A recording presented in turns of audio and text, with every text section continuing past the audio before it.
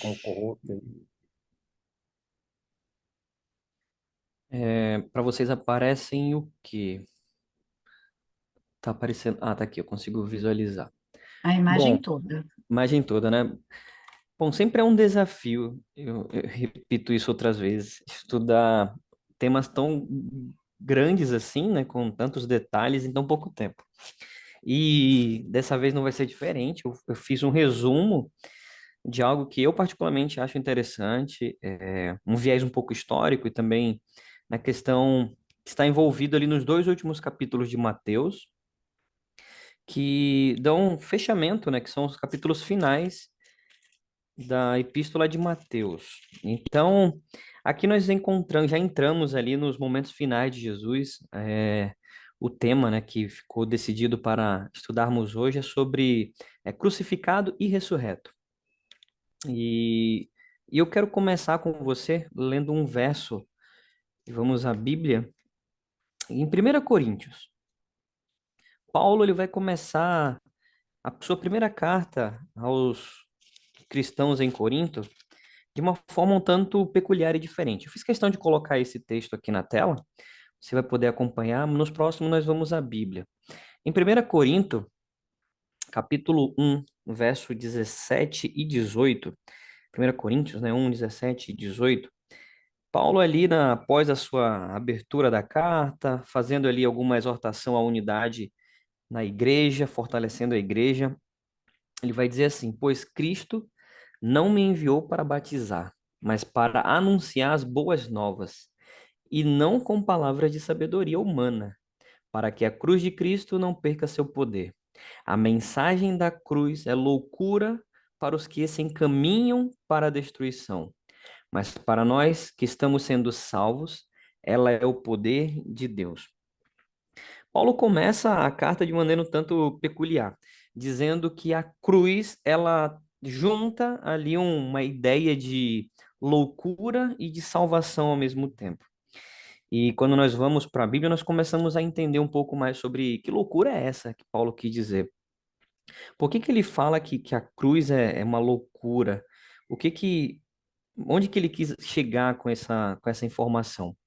E aí nós vamos entender um pouquinho ao olharmos para um finalzinho ali da vida de Jesus. É o que nós vamos fazer agora.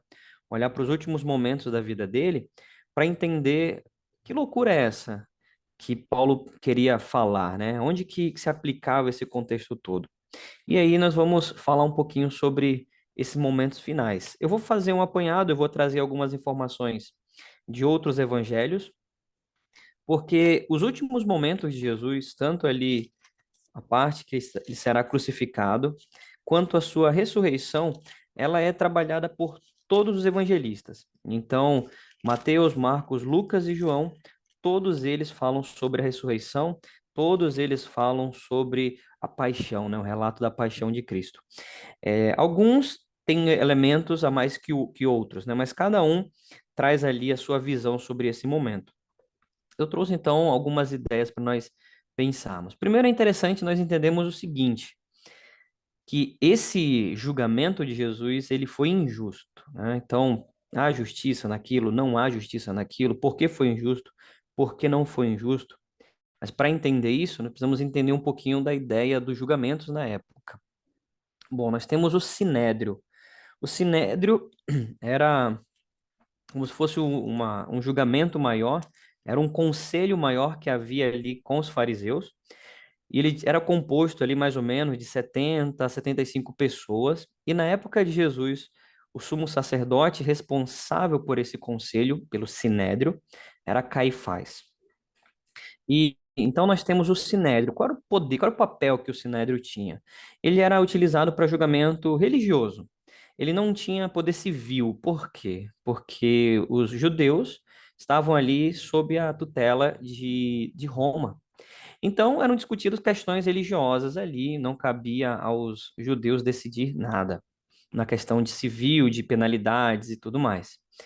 Nós temos também nesse julgamento um outro personagem que aparece, Pôncio Pilatos, nós conhecemos ele pelo ato de lavar a mão no julgamento de Cristo. Ele era então, na época, governador romano, e era governador romano que estava responsável pela região da Judéia. Jerusalém ficava na Judéia, e então Jesus, ele foi julgado ali na primeira instância, no caso seria a segunda instância ali, né, pelo governador da Judéia. Além disso, aparece também nessa história um outro personagem, que é Herodes Antipas. Ao Pilatos descobrir que Jesus era galileu, nasceu na Galileia, ele encaminha Jesus então para a Galileia, para o governador da Galileia. Ele falou: olha, isso aqui não é a minha jurisdição, não é minha competência, eu vou encaminhar lá para Herodes. Então Jesus é encaminhado para mais um governador na região, que foi Herodes Antipa, governador da Galileia. E por último, nós temos ali a multidão. É, E é interessante nós olharmos um pouquinho para a ideia da multidão, porque Pilatos, Herodes, não veem condenação, é, não veem motivos de condenar Jesus, não veem motivos para acusá-lo, muito menos com uma penalidade severa, como caso a morte, mas o que Pilatos faz é deixar a critério da multidão. Só que nós precisamos olhar para isso. Eu quero ir com você lá em Marcos, se você está com a sua Bíblia fácil aí, Marcos capítulo 15, o verso 10 e 11 vai apresentar um pouco essa ideia do que está acontecendo ali nos momentos finais. Essa parte da história de Jesus é um momento conhecido, nós temos dramatizações, você tem procissões nesse período, você tem a Via Dolorosa, né, sendo encenada em vários lugares do Brasil e do mundo. Então é um momento bem conhecido, né, a Páscoa. E nos momentos finais da Páscoa ali. E aqui você tem algo sobre as multidões. No Marcos 15, verso 10 e 11, diz assim: pois ele bem percebia, vamos falar do 9 aqui, né? E Pilatos lhe respondeu dizendo: quereis que eu vos solte o rei dos judeus? Pilatos pergunta isso para a multidão. Pilatos não vai perguntar isso para o Sinédrio, não vai perguntar isso para quem sabe um júri preparado ou imparcial, ele pergunta isso para a multidão.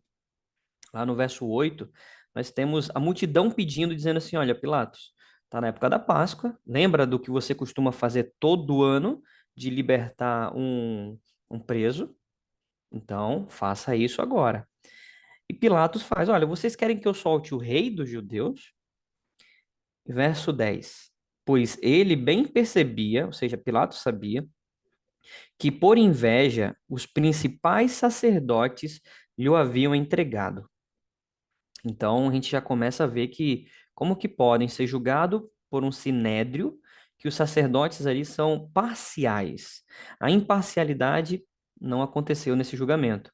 Então ele é entregado ali agora, né? Pilatos sabia disso. Imagina, é como se você tem a condição de resolver a situação, sabe de tudo que está acontecendo, mas mesmo assim ele olha para a multidão e diz: e aí, multidão, o que que vocês querem? E aí o verso 11 diz assim: mas estes, ou seja, os fariseus, incitaram a multidão no sentido de que lhe soltassem de preferência Barrabás.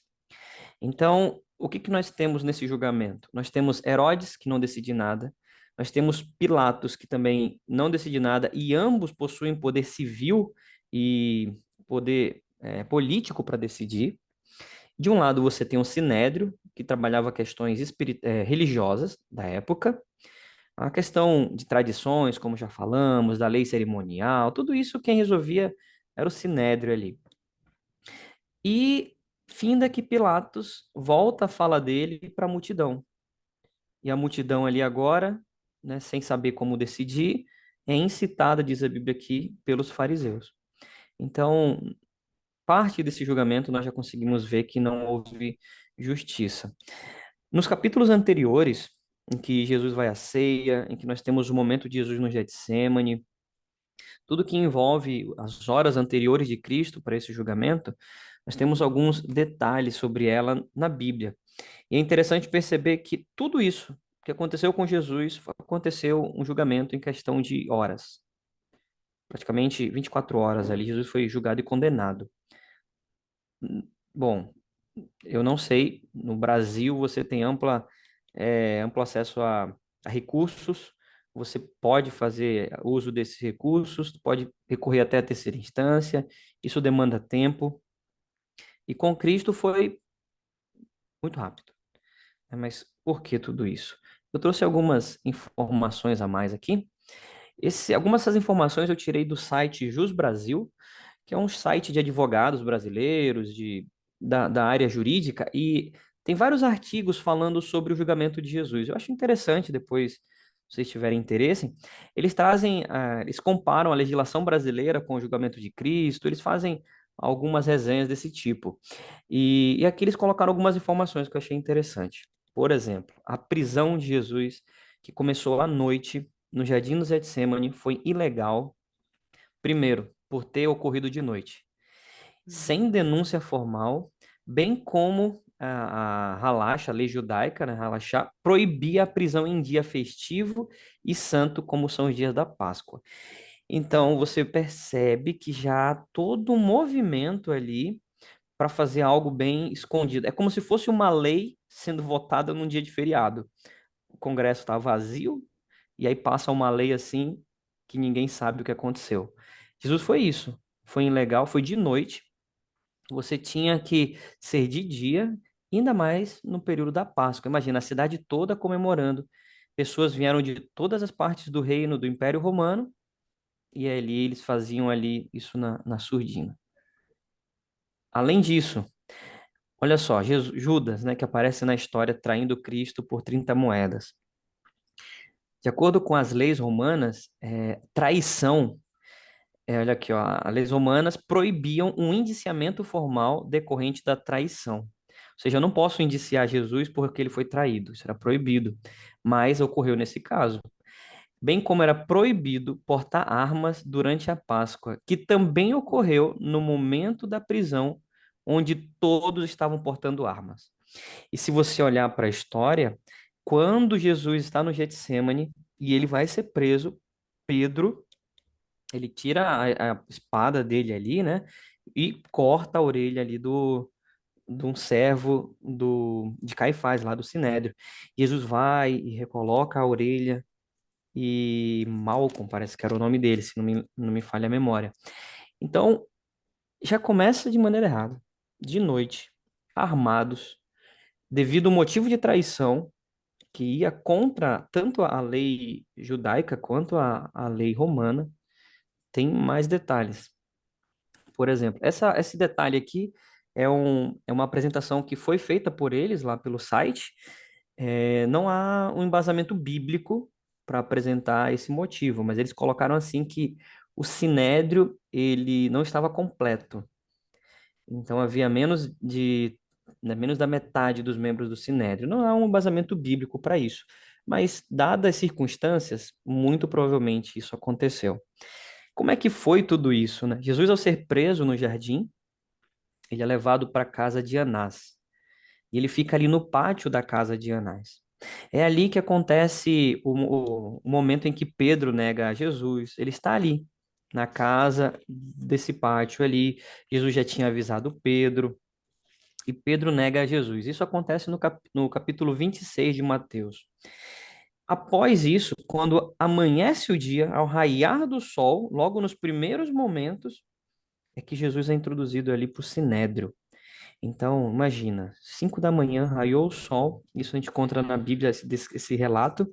5 da manhã, tá a casa cheia, ou pelo menos aqueles que estavam querendo indiciar Jesus.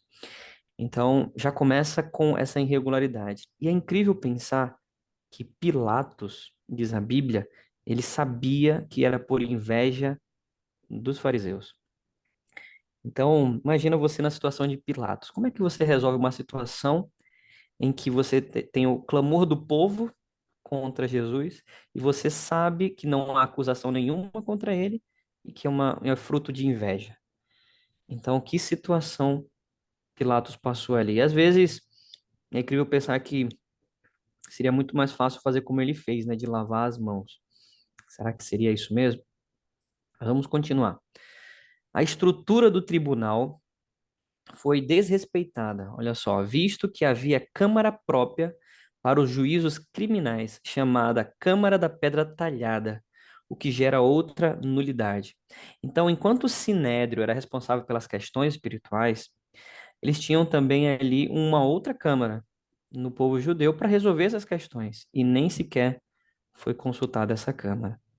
Então, nós já temos ali um óbvio, né? Um indício óbvio do que o povo estava fazendo ali. Não houve, isso aqui é interessante, não houve imparcialidade dos julgadores, conforme determinava o livro de Deuteronômio, visto que eram inimigos de Jesus Cristo. Então, isso também é algo que pesa muito na balança, né? Porque você tem Cristo e cadê o advogado dele?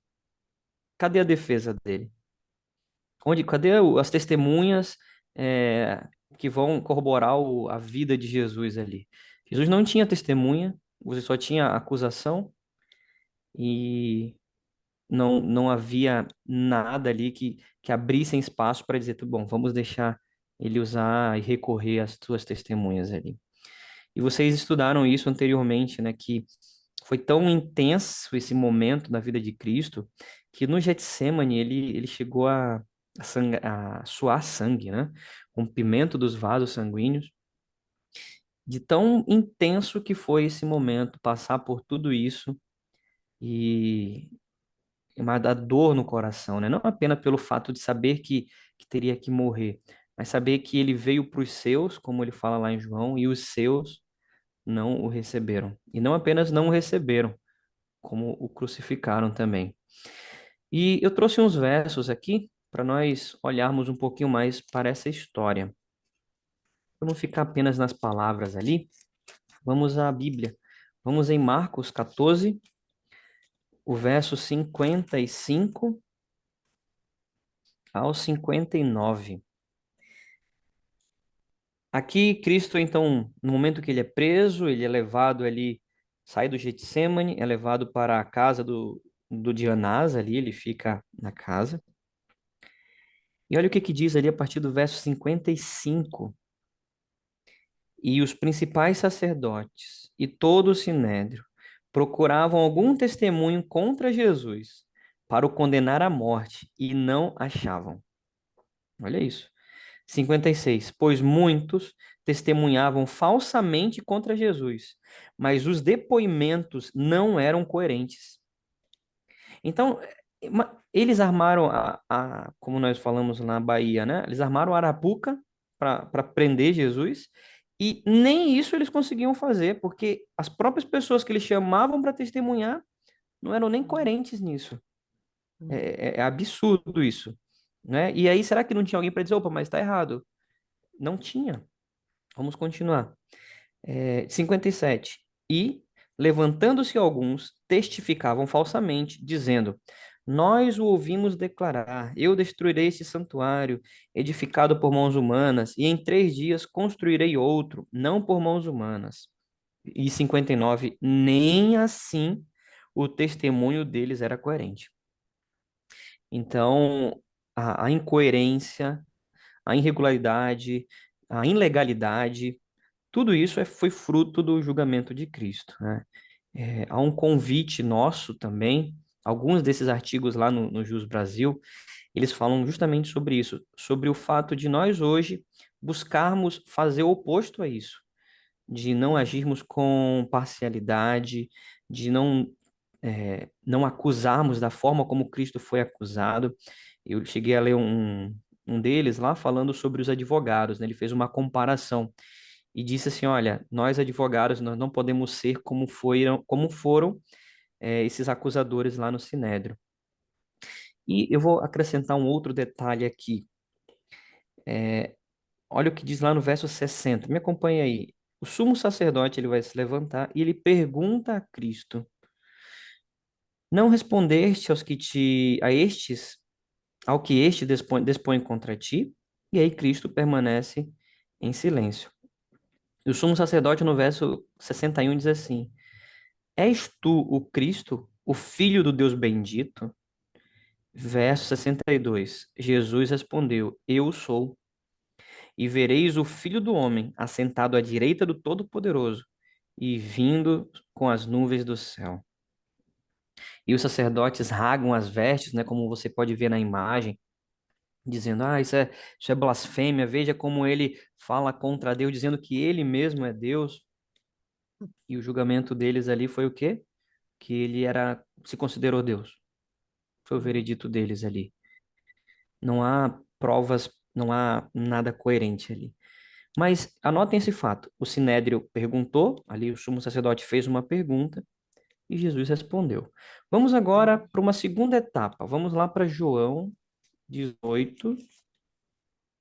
E agora nós vamos sair do Sinédrio. Eles encaminham com ódio no coração, querendo matar Jesus. Eles encaminham Jesus agora ao governador romano da Uhum. Judéia e diz assim: Pilatos, olha, ele, né, é responsável por fazer sedição, disse que não é para pagar tributo a César, nós queremos que ele morra. Eles levam para Pilatos. E aí agora, perante Pilatos, começa o julgamento de Jesus. Nós não temos todos os detalhes, mas algumas partes nós podemos pensar e estudar aqui. Uhum. Ele é encaminhado a Jesus. Pilatos vai fazer a pergunta a ele no verso 33. Jesus é colocado no pretório, onde acontecia esse julgamento de forma pública. Perguntou: És tu o rei dos judeus? Respondeu Jesus: Vem de ti mesmo esta pergunta? Ou tu disseram outros a meu respeito? Replicou-lhe Pilatos: Porventura sou judeu? A tua própria gente e os principais sacerdotes é que te entregaram a mim. Que fizestes? Respondeu Jesus: O meu reino não é deste mundo. Se o meu Uhum. reino fosse deste mundo, os meus ministros se empenhariam por mim para que não me fosse entregue aos judeus. Mas agora o meu reino não é daqui. 37. Então disse Pilatos: Logo, tu és rei? Respondeu Jesus: Tu dizes que sou rei. Eu para isso nasci e para isso vim ao mundo, a fim de dar testemunho da verdade. Todo aquele que é da verdade ouve a minha voz. Perguntou-lhes Pilatos. Perguntou-lhe Pilatos: O que é a verdade? E aqui tem a continuação. Tendo dito isto, voltou aos judeus e lhes disse: Eu não achei nele crime algum. Uhum. Aqui nós temos mais um diálogo interessante nos momentos finais do julgamento de Cristo. Pilatos perguntando a Cristo quem ele responde, e é interessante que essa parte aqui, né, que Pilatos parece que ele ficou com a pergunta no ar e deixou essa pergunta passar. Ele pergunta assim: o que é a verdade? Em resposta ao que Cristo diz: todo aquele que é da verdade ouve a minha voz. Então, se nós ouvíssemos a voz dele, nós seríamos da verdade, como ele coloca aqui. E Pilatos querendo saber, mas o que que é a verdade? O que que é isso? Tá? Entender que vai ter uma continuação, né? E Uhum. João deixa claro que tem um gap aqui, há uma pausa, como se Pilatos perdesse essa informação. Eu vou trazer aqui um detalhe que pode contribuir com essa informação, só para no futuro nós estudarmos sobre essa ideia da verdade. Aí mesmo em João capítulo 16, volte um pouquinho na Bíblia, João capítulo 16, e aqui nós vamos encontrar Cristo falando sobre o envio do Espírito Santo e o papel do Espírito Santo. E nós vamos encontrar Cristo apresentando o trabalho dele aqui.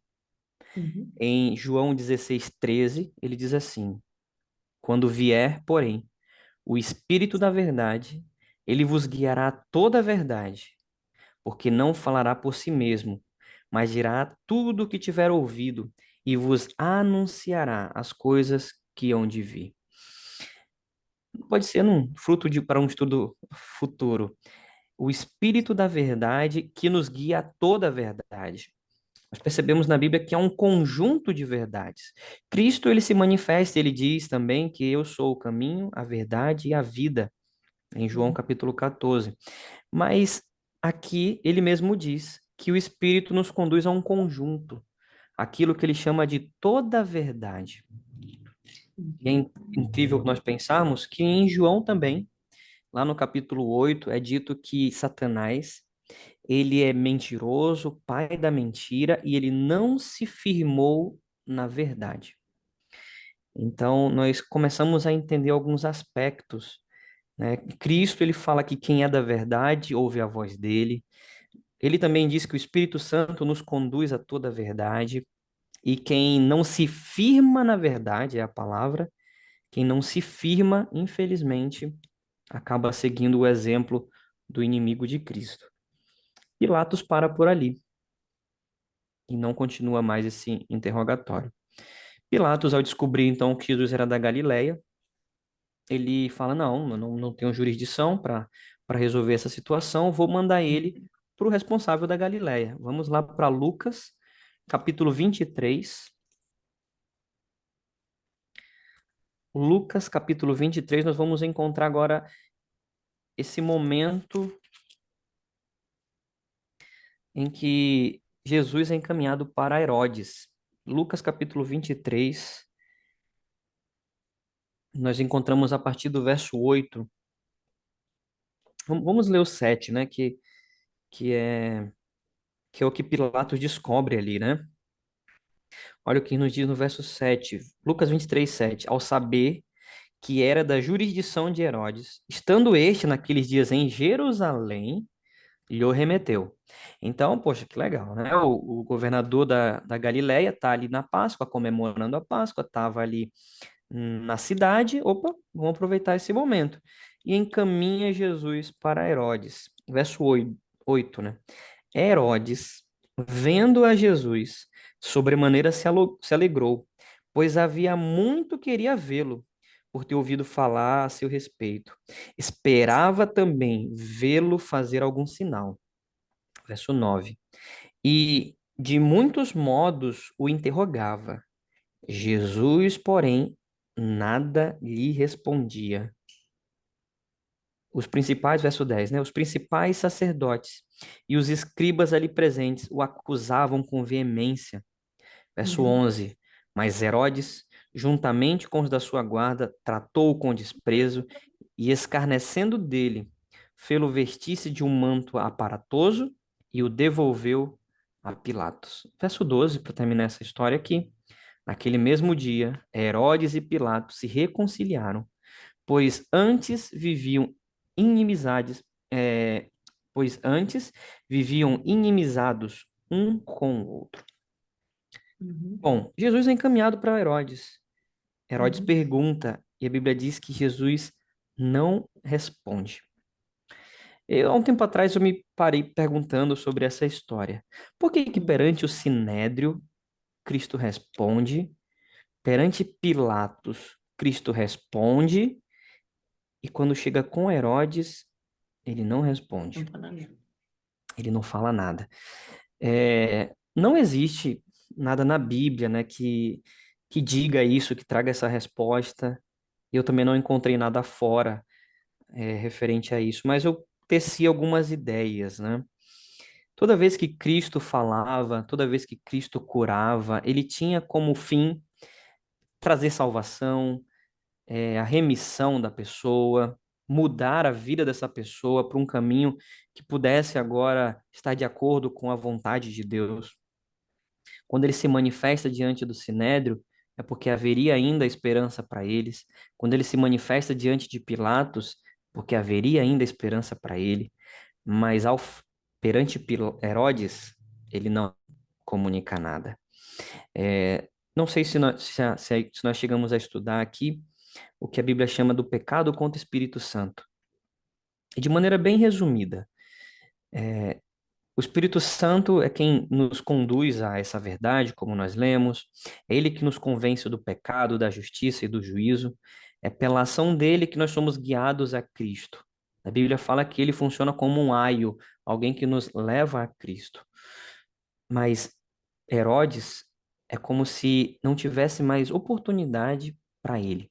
Como se ele tivesse passado de uma linha em que ele não poderia mais voltar.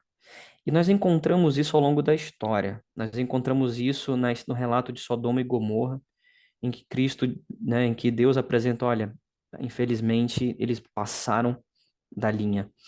Encontramos isso lá, lá no relato do dilúvio, ele fala, a terra se multiplicou de tanta iniquidade que o meu espírito não está mais nela. Encontramos isso na vida do primeiro rei de Israel, Saul, em que a Bíblia diz que o espírito do Senhor se retirou nele. Ou seja, qualquer ação que fosse feita não levaria essa pessoa a mudar de vida, a reconsiderar os seus caminhos. O que que adiantaria Jesus curar, diz aqui, né, que Herodes queria que Jesus curasse, que Jesus fizesse algum milagre ali, algum sinal. O que que adiantaria Jesus fazer algum sinal se não ia resolver em nada a situação de Herodes? Isso é uma ideia minha, né? Ainda está sendo construída e trabalhada. Mas apenas perante Herodes, Jesus não fala. Muito provavelmente pode ser por isso, né? Herodes foi para além da graça. A graça de Deus, ela vai em busca do homem, mas chega um momento que nós aceitamos dizer, não, eu não quero.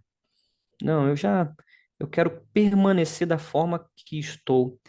E não é que Deus não queira ir em busca da pessoa, mas a pessoa, ela se coloca longe dos caminhos do Senhor. Então, Herodes muito provavelmente foi além, né? Não, nada faria ele voltar atrás. Nem milagres seriam suficientes para fazer ele acreditar. Vejam, por exemplo, o Sinédrio. Mesmo Jesus fazendo inúmeros milagres, mesmo Jesus provando que de fato era Deus, eles vão lá e o crucificam. São ideias, quem sabe você pode estar estudando também esse assunto aí. Espero que não seja uma dúvida que fique martelando muito aí, deixa aqui na minha cabeça ela por enquanto. Mas nós encontramos isso. Cristo perante Pilatos, Cristo perante o Sinédrio, Herodes agora em volta devolve Cristo. E lá em João, capítulo 19, nós encontramos Pilatos agora lavando as mãos, mandando açoitar a Cristo. Os soldados colocam uma coroa de espinhos na cabeça, vestem Jesus com um manto de púrpura, batem nele e lá em João 19 diz: Olha, salve o Rei dos Judeus. Jesus é apresentado assim para a multidão, e após ser apresentado assim para a multidão diz: Ó, crucificam, crucificam. Pilatos lava as mãos e ele é então encaminhado para ser crucificado. Trouxe algumas informações com relação à crucificação. Ela não é algo romano, mas foi no Império Romano que ela foi intensificada. Nero, o imperador Nero, anos depois ali de Cristo, ele chegou a crucificar no seu quintal da sua casa, ali do seu palácio, ele crucificava os cristãos e os inimigos seus. Ele tinha como se fosse um corredor, como se fosse postes de uma rua, pessoas crucificadas ali na sua casa. Nero, né, foi um dos piores imperadores que passou por Roma. Mas os romanos popularizaram o método. E a crucificação não é um método não é uma forma é, de fato, levar à morte, né? Mas não é como a guilhotina, não é como uma cadeira elétrica ou uma injeção letal, porque na cruz você não morria instantaneamente. Ela era utilizada como uma forma de punição para escravos rebeldes, criminosos violentos e políticos subversivos, é a palavra que é colocada. Então, os persas construíam esse sistema, foram ali então popularizados pelos romanos.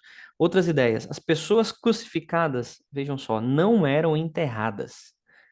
Seus corpos eram deixados para serem consumidas pelos urubus, né, pelos abutres. Jesus Cristo foi uma exceção. Seu sepultamento ocorreu graças à influência de José de Arimateia, um rico judeu simpatizante que negociou com Pilatos, que era o governador que nós lemos. Então, como que funcionava? Vamos supor, você é condenado, era colocado na cruz e era montado ao redor da cruz uma guarda. Essa guarda que era montada ao redor da cruz era para que o corpo da pessoa não fosse tirado. E é incrível saber que a pessoa ela não morria no dia, ela demorava pelo menos uns 3 dias para morrer. Ela ficava ali, era um instrumento de tortura e também conduzia à morte.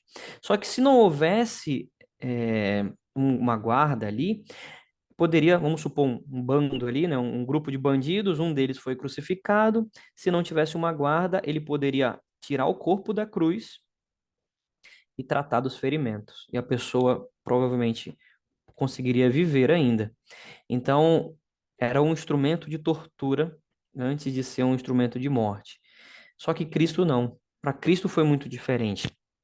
O Evangelho diz que Jesus levou 6 horas para morrer, né? Ele foi crucificado às 9 da manhã e morreu às 15.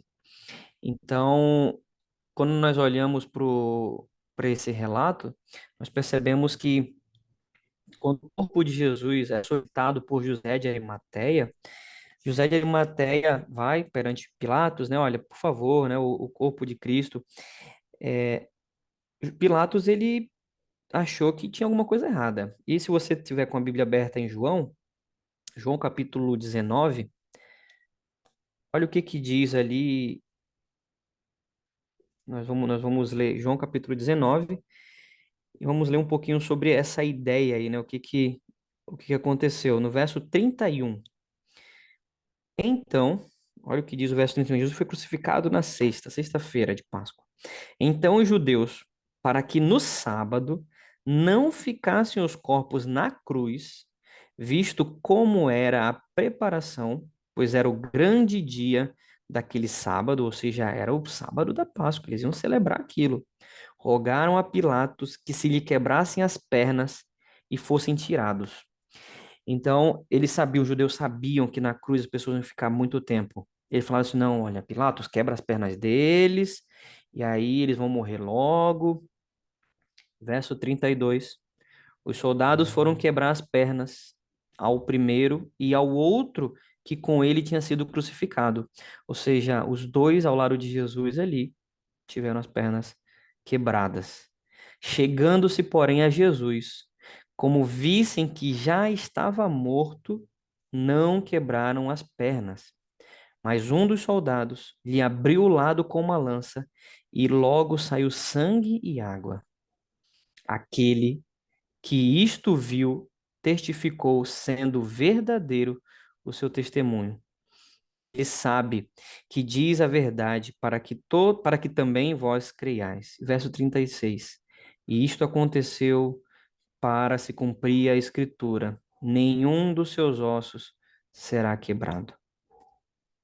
Então, era comum fazer isso. A pessoa ia passar dias ali e aí quebrava as pernas para agilizar o processo. Então, você morria ali praticamente sem conseguir respirar, falta de ar.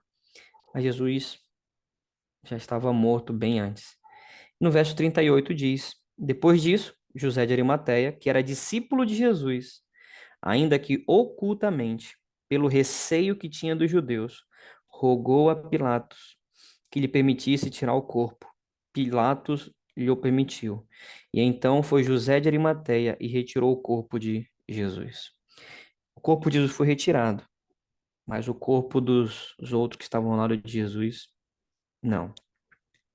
Jesus foi então foi embalsamado por Nicodemos, no verso 39, e foi sepultado. Algumas informações que nós temos adicionais sobre esse momento ali da crucificação, o percurso da cruz. A cruz ela pesava pelo menos ali uns 50 quilos.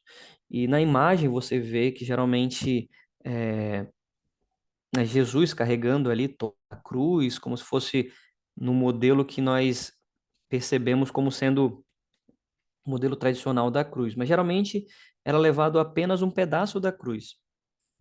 Apenas um pedaço da cruz, uma das partes da cruz era carregada. Pesava 50 quilos. E era um percurso de 600 metros, uma subida de 600 metros para um lugar chamado Gólgota. 50 quilos não é tão pesado assim para ser carregado. Uma mochila hoje de viagem, dependendo do tipo de viagem, pesa ali uns 50 quilos. Só que Cristo havia sofrido tanto com esse instrumento aqui romano chamado flagrum, que era o instrumento usado para o açoite romano. Então aqui nós temos um detalhe do flagrum. E como que era feito isso? Você tinha um chicote de couro com pedaços ali de metal, pedaços de pedra na ponta dele. Aqui tem uma imagem que vai mostrar o flagrum. Esse era um instrumento utilizado pelos romanos para esses açoites que aconteceu ali com Jesus. O filme Paixão de Cristo, de Mel Gibson, retrata de maneira bem sanguinolenta, vou colocar assim, esse momento, mas era para isso mesmo, né? O momento dos açoites de Cristo, eles foram para além de açoites normais. Por quê? Porque você tinha agora a ação do inimigo que queria de fato matar o Filho de Deus. Então, não foi apenas o fato de ele ter sofrido alguns açoites, como Paulo sofreu também e sobreviveu. Não, Cristo ele foi de fato exaurido ali, chicoteado. Aqui não diz nem quantos chicotes ele teve, quantas chicotadas ele tomou. Então, e esse era um instrumento de tortura ali, né, de açoite utilizado pelos romanos. Isso nos lembra de Isaías. Teve um estudo que nós vimos ali sobre os aspectos messiânicos de Cristo, sobre as profecias a respeito dele. E aqui no livro de Isaías, no capítulo 53, é o capítulo que traz mais detalhes sobre o que seria então o futuro do Salvador. Como que como que se daria os momentos finais ali de Cristo na Terra. E se você está acompanhando, eu vou ler aqui o verso 4. Diz assim: Certamente ele tomou sobre si as nossas enfermidades, e as nossas dores levou sobre si. E nós o reputávamos por aflito, ferido de Deus e oprimido. Mas ele foi traspassado pelas nossas transgressões e moído pelas nossas iniquidades. O castigo que nos traz a paz estava sobre ele, e pelas suas pisaduras fomos sarados. Todos nós andávamos desgarrados como ovelhas, cada um se desviava pelo caminho, mas o Senhor fez cair sobre ele a iniquidade de todos nós. Ele foi oprimido e humilhado, mas não abriu a boca. Como cordeiro foi levado ao matadouro, e como ovelha muda perante os seus tosquiadores, ele não abriu a boca. É o relato que nós temos do momento final de Cristo ali. Ele tomou sobre si as nossas enfermidades e dores. Porque o salário do pecado, como Paulo vai dizer lá em Romanos, é a morte. Mas existem duas coisas que não mudam com a inflação: o salário do pecado e o preço da salvação. O salário do pecado é a morte, e o preço da salvação é de graça. É por isso que ele assume o nosso lugar. Nós temos esse relato em Filipenses que diz que Cristo, ele não julgou com usurpação o ser igual a Deus. Antes, ele esvaziou-se de si mesmo, assumindo a forma humana e sendo obediente até a morte e morte de cruz. No livro de Deuteronômio, se apresenta que todo aquele que era crucificado no madeiro era considerado maldito. Então, Cristo, ele se fez maldição por nós, para que nós assumíssemos a bênção que é designada a ele. E olha só o que fala ali também no verso 9 de Isaías 53, que nós estamos aí. Designaram-lhe a sepultura com os perversos. Ou seja, a morte de cruz é para quem era perverso, para quem era contra o Estado. Era o pior tipo de morte, de desprezo. Você era crucificado nu, as pessoas passavam e viam você, e você era desprezado, cuspiam em você, xingavam. Por isso que a pessoa ficava dias sobre a cruz. Mas olha o que diz o restante do verso. Mas com o rico esteve na sua morte, posto que nunca fez injustiça, nem dolo algum se achou em sua boca. Então, José de Arimateia, ele cumpre a profecia, mesmo sem ele ter ciência ou não disso. Ele cumpre a profecia ao ir a Pilatos solicitar o corpo de Cristo para colocá-lo no túmulo. Então, nós mais uma vez constatamos que o Antigo Testamento tem partes dele sendo realizada em Cristo. Nós encontramos as profecias a respeito não apenas da vinda dele, mas sobre a morte dele também. Nós encontramos essas profecias também em Salmos 22. É lá em Salmos 22 que é que nos apresenta, né, que ele nada, nenhum osso dele seria quebrado. Tá lá no Salmos 22 que fica aí para leitura posterior. Então esse foi o flagelo não, perdão, o flagrum, né, o açoite que que era utilizado ali no Império Romano. E a ideia da cruz, que era visto como sendo algo horroroso, algo de extremo medo, ele foi a partir de 313, lá na era de Constantino, imperador Constantino, foi abolida esse tipo de prática, foi extinta, e Constantino agora utilizou a cruz para ser um símbolo de vitória e não um símbolo de derrota. Tudo bem que houve toda uma estratégia política ali por trás dessa ação de Constantino, que estava perdendo ali já o seu eleitorado para o cristianismo e tudo mais, e aí ele decide abolir agora a cruz, fazer uma união política entre religião e Estado, ali uma união desse tipo, e a cruz agora se torna um símbolo de beleza, quando na verdade a cruz sempre foi um símbolo de dor. A cruz era vista na Bíblia como um símbolo de dor para malfeitores. Cristo vai à cruz como um dos malfeitores, ele assumindo assim a nossa culpa. Quando Adão peca, lá em Gênesis capítulo 3, lá no verso 15, nós encontramos essa promessa, né? Que ele prometeu que um descendente viria, que esse descendente iria pisar na cabeça da serpente, Satanás, mas a serpente iria ferir o descendente. Então, Cristo é ferido nesse momento aqui pela serpente, mas ele mesmo prometeu que ele dava a sua vida para retomá-la outra vez. Isso é um mistério que vai ficar para a eternidade, para nós estudarmos junto com Cristo no céu.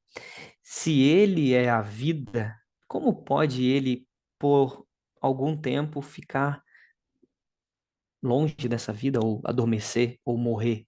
Como se dá isso, né? São alguns mistérios que a Bíblia nos apresenta, mas que será fruto de estudos na eternidade. Então, nós encontramos agora essa segunda parte, que é a parte da ressurreição. E a ressurreição de Cristo, né? Cristo é encaminhado então ao túmulo. Nós temos ali os relatos de Maria, que vai tentar encontrar Cristo no domingo para embalsamar o corpo. Isso é na sexta-feira. Sexta-feira à tarde era o dia da preparação para o sábado.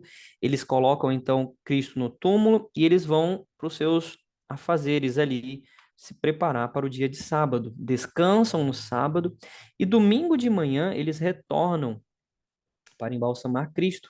Maria vai à frente. E ali ela não encontra mais a Cristo, né? Poxa, imagina ela indo domingo de manhã cedo, mas quem que vai abrir a pedra para nós embalsamarmos o corpo? Como é que a gente vai conseguir fazer isso? E ela chega, diz o relato bíblico, e não tem mais pedra. Mas eu quero ler uma outra parte com vocês também. Quero ler Mateus, capítulo 28, o verso 11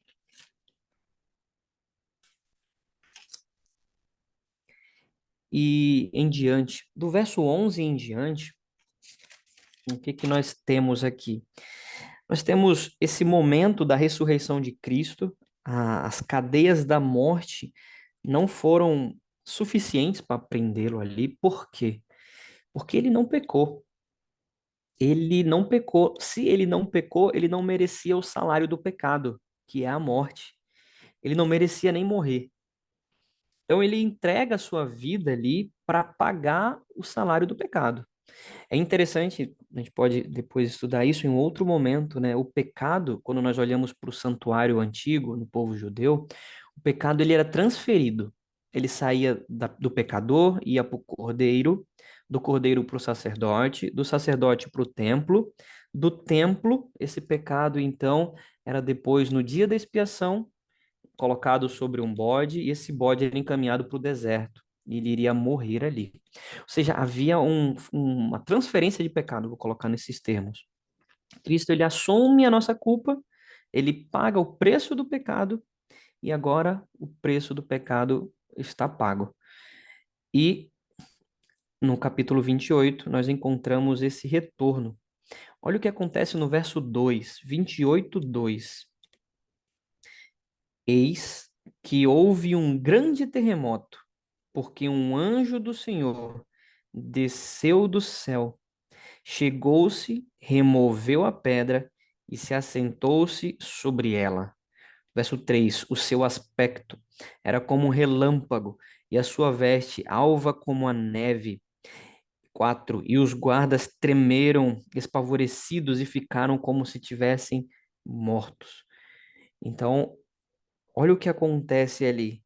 Um anjo é encaminhado à terra, há um terremoto com isso. Em outro evangelho, nós encontramos que no momento em que há esse terremoto, em que Cristo é ressuscitado, túmulos são abertos ao longo de Jerusalém e homens santos são vistos na cidade, no início desse domingo. Ele remove a pedra e ele fica ali assentado sobre ela. Mateus ele não coloca aqui na ordem, ele já diz como se as mulheres já estivessem ali naquele momento. Mateus não coloca praticamente na ordem cronológica aqui, mas ele apresenta esse fato. E o que eu queria mostrar é do verso 11. Esses guardas aí, eles saem ali desesperados, e olha o que nos diz no verso 11: e indo elas, eis que alguns das guardas, né, da guarda ali, foram à cidade e contaram aos principais sacerdotes tudo o que sucedera. Ou seja, os guardas viram Jesus ressuscitar, viram a obra do anjo, e verso 12: reunindo-se eles em conselho com os anciãos, deram grande soma de dinheiro aos soldados, recomendando-lhes que dissessem: vieram de noite os discípulos dele e o roubaram enquanto dormíamos. 14: caso isto chegue ao conhecimento do governador, nós o persuadiremos e vos poremos em segurança. Eles, recebendo o dinheiro, fizeram como estava instruído. Esta versão divulgou-se entre os judeus até o dia de hoje. É incrível essa história, né? Porque os guardas falaram assim: olha, nós vimos acontecer. Jesus ressuscitou. Tinha um anjo lá.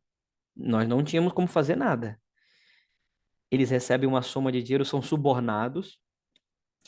E olha, interessante a história, né? Falem para as pessoas que vocês dormiram. Um soldado romano ter dormido em serviço era a morte. Isso a gente vê numa outra história lá em Atos, quando acontece um terremoto na prisão. Dormir em serviço era morte. E os fariseus falam: olha, não, relaxa. Se o governador for querer matar vocês, deixa que a gente resolve. E Mateus, ele coloca: e essa versão é divulgada até os dias de hoje. Tudo bem que Mateus coloca ali para alguns anos depois da ressurreição de Cristo, né, quando ele escreve a carta. Mas essa versão é divulgada até hoje. Até hoje. Existem grupos de judeus que não acreditam que de fato houve um homem que assumiu e veio a essa terra morrer, morreu sob o jugo e sobre a mão dos judeus para trazer salvação. Não acreditam no Messias. Então, para você ver como que a Bíblia apresenta essa história. É como nós olhamos para ela e até hoje ela é divulgada. Mas é Paulo que vai trazer alguns dados interessantes. Lá em 1 Coríntios, nós começamos em 1 Coríntios e nós vamos terminar aqui em 1 Coríntios.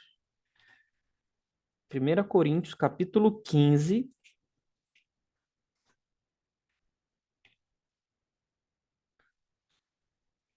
Olha só o que Paulo vai dizer aqui.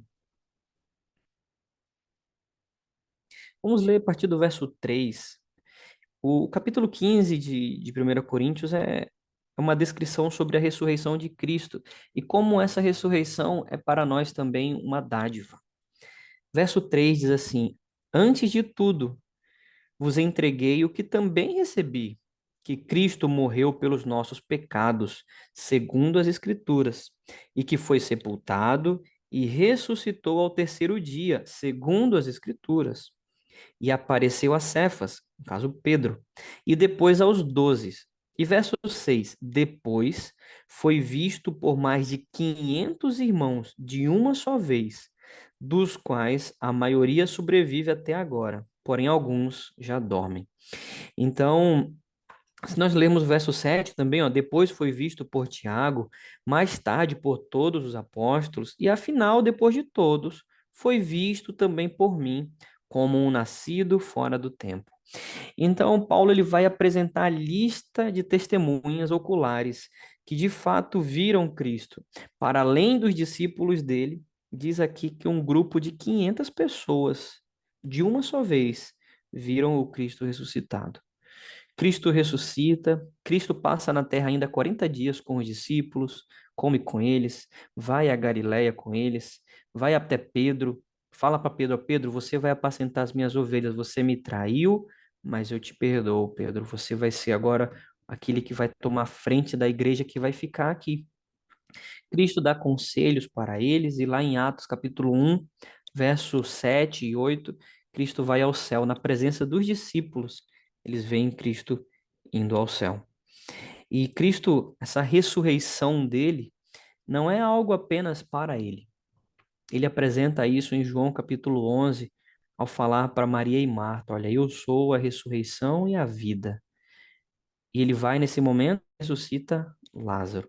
É por isso que no finalzinho de 1 Coríntios, capítulo 15, verso 16 e 19, perdão, capítulo 15, verso 16 e 19, diz assim: porque se os mortos não ressuscitam, também Cristo não ressuscitou.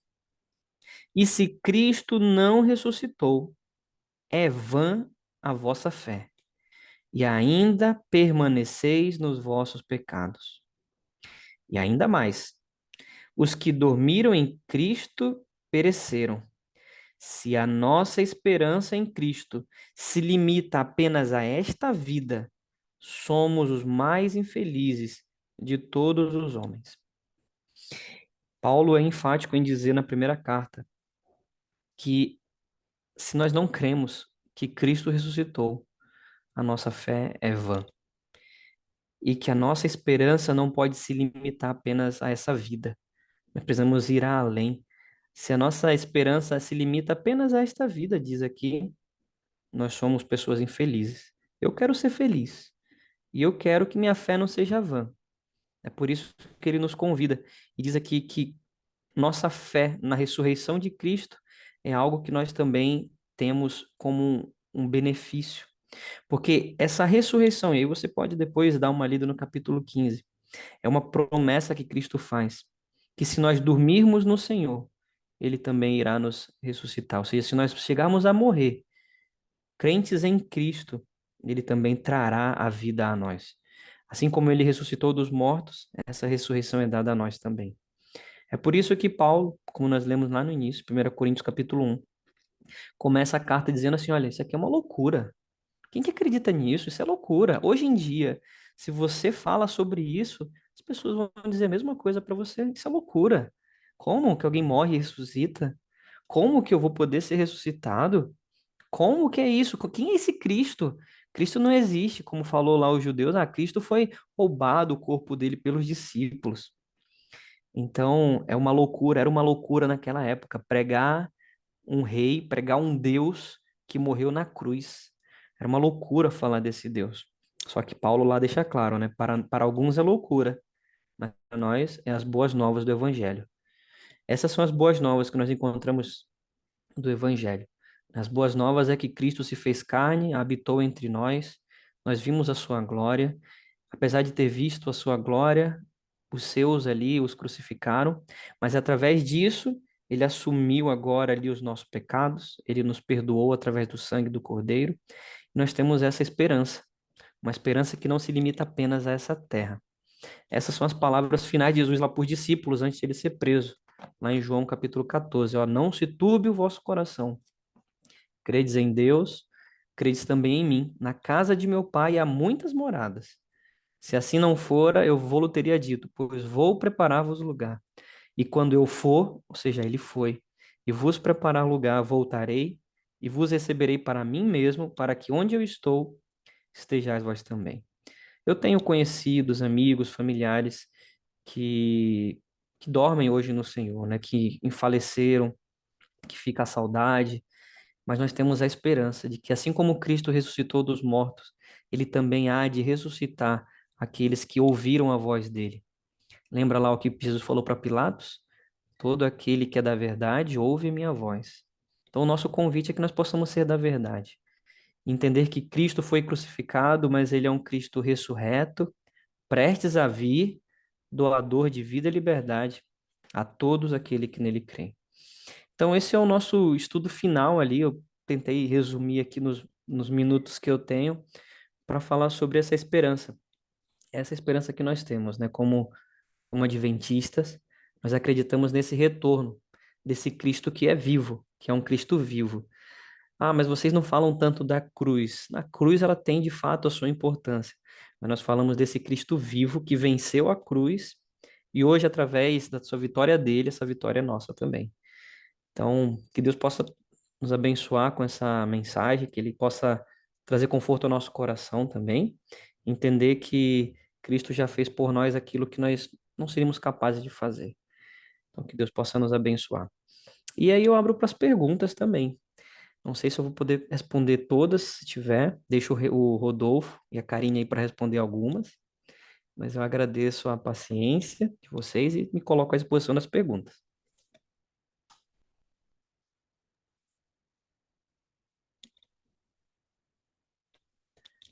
Temos perguntas? Comentários? Vários.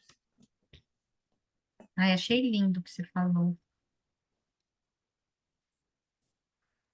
Lindo É, mesmo, Jean. Muito bonito. é, eu deixo para os comentários, né? Na hora que eu estava preparando a mensagem, eu lembrei de um texto, né? É um convite, né, que nós temos de olhar para esses momentos de Cristo, entender o amor que ele tem por nós e ver que esse amor é muito maior. Tem um verso que eu gosto, né? Ainda que, diz assim, ainda que uma mãe viesse a se esquecer do seu filho, todavia eu não me esquecerei de ti. Então,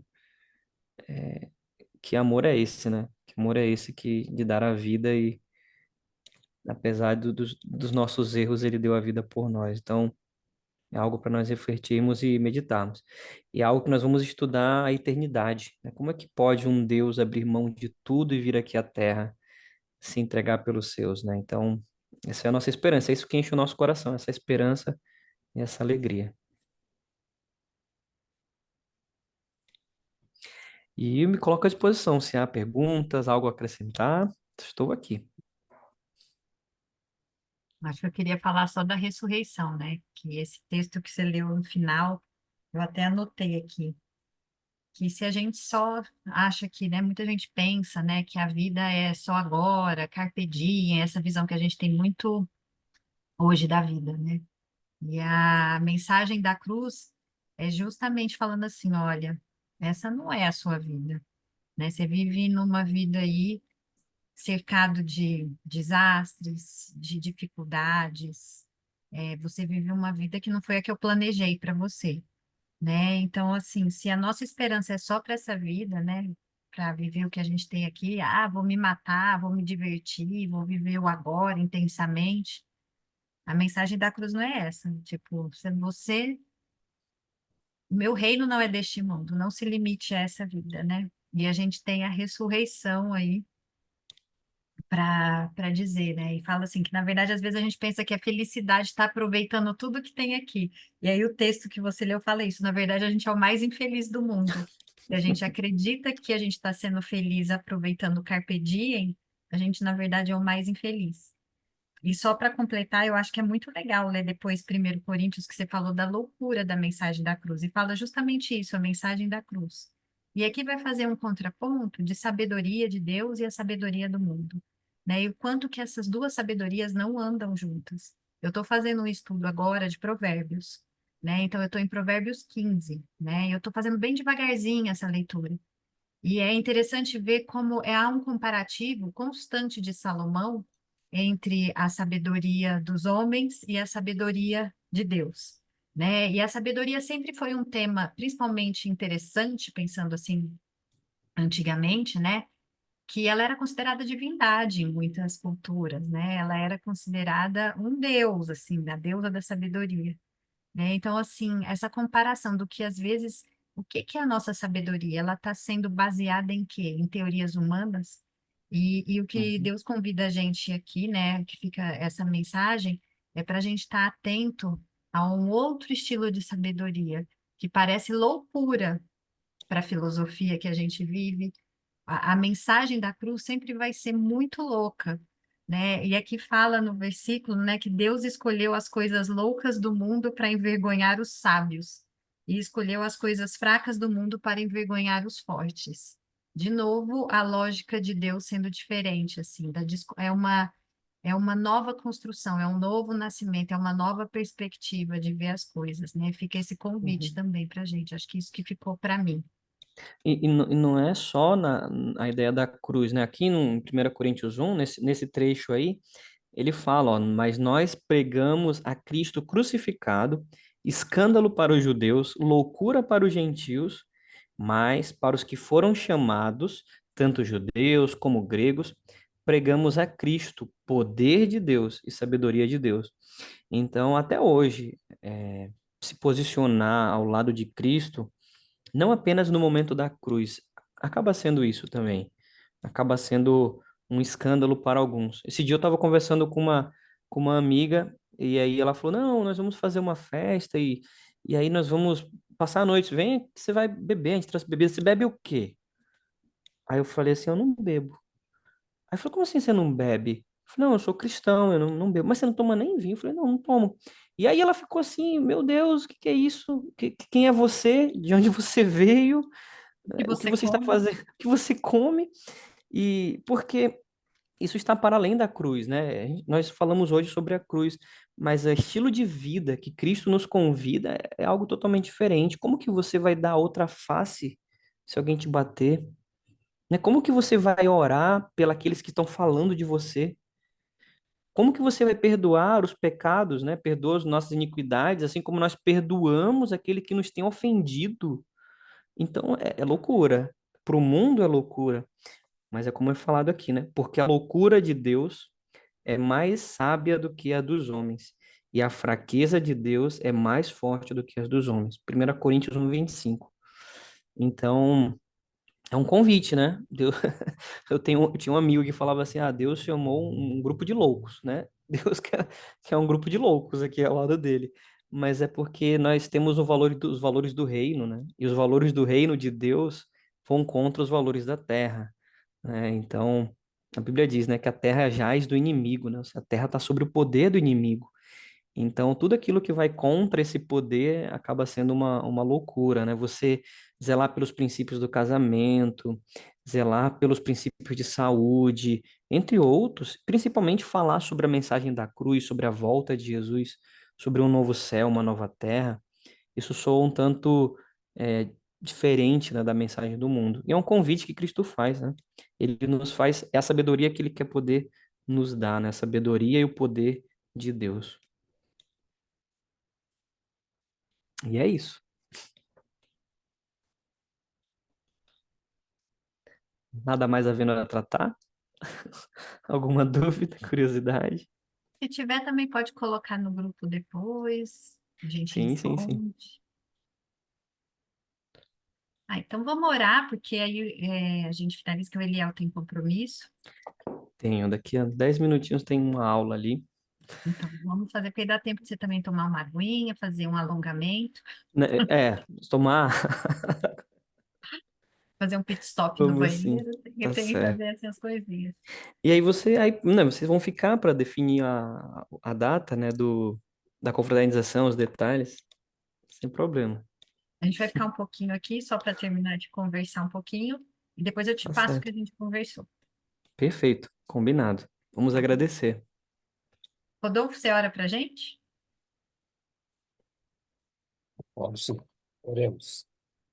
Querido Deus, muito obrigado por mais esta oportunidade que tivemos Obrigado porque o Senhor inspirou o Eliel a transmitir a sua palavra a nós. Ajude-nos, Senhor, a guardarmos a sua palavra no nosso coração. Abençoe-nos, abençoe também nossos familiares, nossos amigos. E esteja com as pessoas que passam por grandes dificuldades, em meio às tragédias, em meio a situações adversas que têm ocorrido no mundo ultimamente. Abençoe-nos até nos encontrarmos novamente. Em nome de Jesus. Amém. Amém. Amém. Bom, eu vou indo e deixo-vos a paz, né? Muito obrigada, viu, Léo? Até mais, um Obrigada, Eliel. abraço. Boa Legal, aula, Eliel, boa Boa viu? aula. noite. Valeu, obrigado. Tchau, tchau. Gente, na verdade também, eu não conversei isso com o Rodolfo. Rodolfo, coitado, hoje tá, tipo, sabendo as coisas tudo de última hora. Mas eu coloquei lá no grupo, mas a gente terminou Jesus. Isso. Então, nossa confraternização também vai ser a formatura. A nossa confraternização vai ser ali, ou a gente vai entregar uma provinha com algumas perguntas. Tô brincando. Mas a gente terminou Jesus e agora a gente está pronto para começar outras coisas. A gente vai parar um pouquinho nas férias. Eu vou viajar, julho, né? E a gente vai parar nas férias, mas a gente tem, teoricamente, mais 2 estudos até começo de julho. Então, a gente tem 2 opções, assim. Eu acho que eu vou jogar aqui para vocês as opções, aí vocês podem falar o que vocês acham. Nós estamos aqui na maioria do grupo, né? É, Quer dizer, falta um pouquinho de gente hoje. A Fabiola não conseguiu entrar, a Regina também não conseguiu entrar hoje, porque é aniversário dela. Aliás, Rodolfo fez aniversário também, viu, Ah, gente? é? Rodolfo, que Para... dia que é seu aniversário, Rodolfo? Que 15, foi? dia 15 de maio. 15 de maio. Parabéns. Parabéns, Rodolfo. Obrigado, muito obrigado.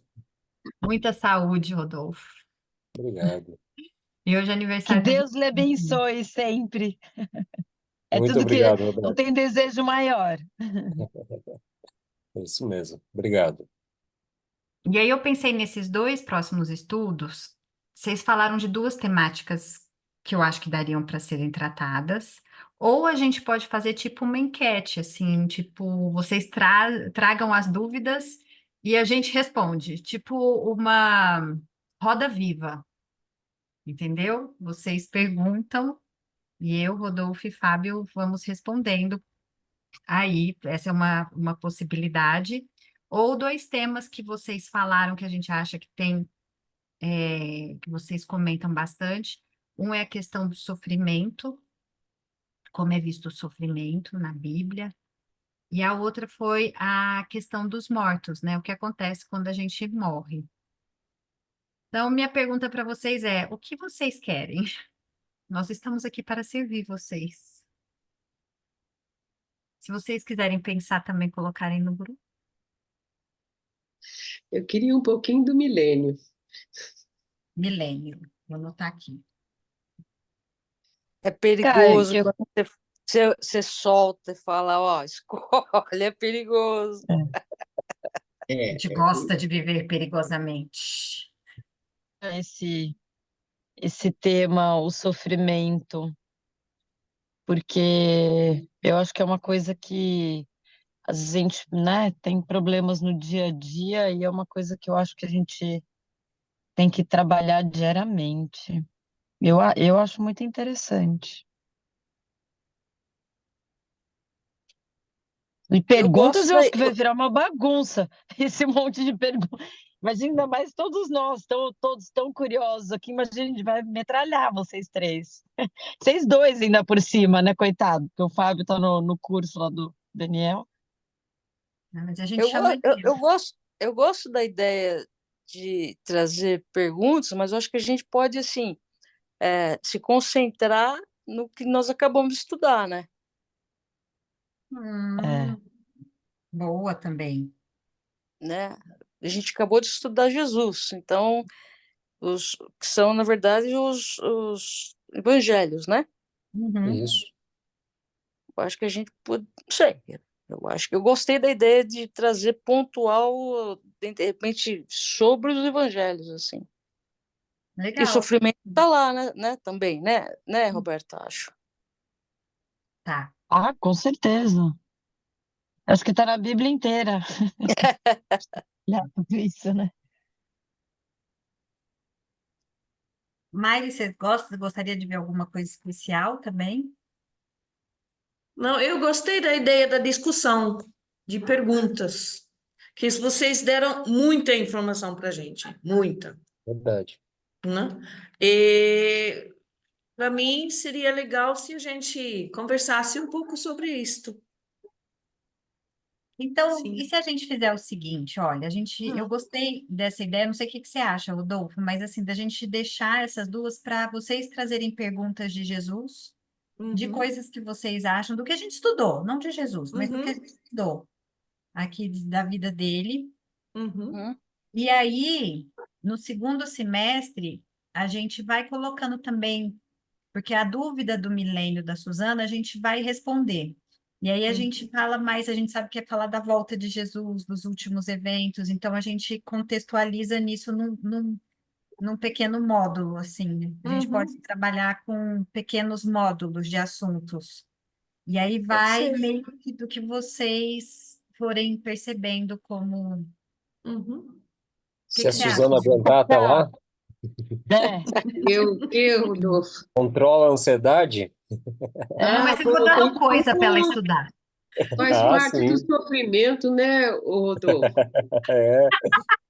ô, Cá, você sabe um boa! assunto que eu acho muito bacana também, em algum momento, a gente tocar, sobre vocês conseguem ter uma visão assim de alguns sinais que não sei os outros, né? Eu ainda sou muito crua nisso.